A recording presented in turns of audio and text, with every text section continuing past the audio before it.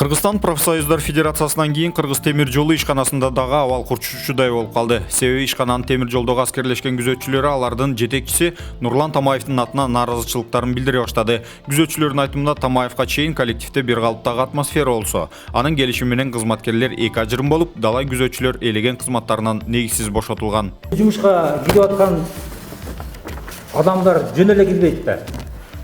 Ачыгын айтканда бизге жеткен маалыматтар боюнча 400-500 доллар менен киришет. Мындан сырткары Тамаев аскер кызматына өтөгөн эмес. Аскер кызматын өтөбөй, аскерлешкен күзөт бөлүмүнө кантип жетекчи болуп дайындалган бул да бир өзүнчө белгисиз бизге. Дагы таң каларлык нерсе, келгенде 3 жыл болуп жатып, темир жол майрамында 4-август 2019 жылы почетный железнодорожник деген наамы ыйгарылган. Тамаевга кайсы эмгеги үчүн бул наамды берген? 30 жыл, 20 жылдан бери иштеп аткандар ошо почетный грамотаны ал элек. А бул 3 жылдын ичинде ошо почетный грамотанын ээси болот. Башка күзөтчүнүн маалыматы боюнча өткөн жылдын 4-декабрында радио УЗИЛ жайгашкан штабтык вагонго мина алып киришкен. Ошол эле учурда аны эч ким текшерүүгө алган эмес. Ал үчүн 2000 сом өлчөмүндө пара берилген дешет кызматкерлер. Тартип боюнча ал жерге пара эмес, кичинекей кагаз алып кирүүгө болбойт. Бул факты боюнча текшерүү болуп, жыйынтыгында 2 гана жөнөкөй коштоочу жазыланган. Күзөтчүлөрдүн айтымында Тамаевдин мыйзамсыз кылган иш-аракеттерин санап бүтүү мүмкүн эмес. Адам менен адамдын ортосундагы мамилеси. Адам адамды угуш керек. Любой жетекчи кол астына киши келгенде угуш керек. Ошол маселени чечкенге аракет кылыш керек. Ошондой мына кайдыгер мамиле кылып атат да, эмне болсоңор ошол болду. Генеральный директорго вообще кире албайсың. Генеральный директорго министр транспорта кирип, анын звоногу менен гана сорго кирдик. Ал звонок этип, сен өзүң карамагыңда элдер келет, кабыл алып кой дегенден кийин кабыл алды 27-декабрда. Адам бери 2 ай өттү мынакей. Бүгүн уже 26-сы.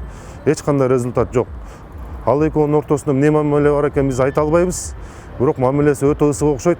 Ал эми ушундай сыяктуу мыйзамсыз иштерге айыпталып жаткан ишкананын аскерлешкен күзөтчүлөрүнүн жетекчиси Нурлан Тамаев анын дарегине айтылган сындар жүйөсүз экендигин билдирет.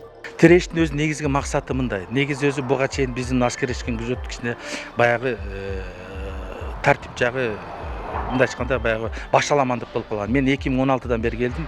2016-дан бери келгенде бул жакта мен баягы мыйзам чегиндеги положенияга, уставка, ошол инструкциянын негизинде булар требовать этим. Бүгүнкү күндө булардын баягы бул кайрылып баягы арызданып аткан себеби бүгүнкү жетекчилердин булардын талаптары азыркы бир элдерге баягы кичине кыйынчылык тугузуп атат. Мурда деген чын айтсам bir постто 3 адам, 4 адам иштей турган болсо, ошол учурда бир адам калып, калгандары үйүнө кетишип, бош убактысында таксовать этип, келген учурда келип, келбеген учурда келбей, ар кандай кылып келишкен булар. А бүгүнкү күндө начальниктин требовать эткен, начальниктин талаптарына булар ыңгайсыз болуп атат себептен. Мен 3 жылдан бери турам, мына буга чейин мен чын айтыш керек, көп жолу текшерүүлөр болгон.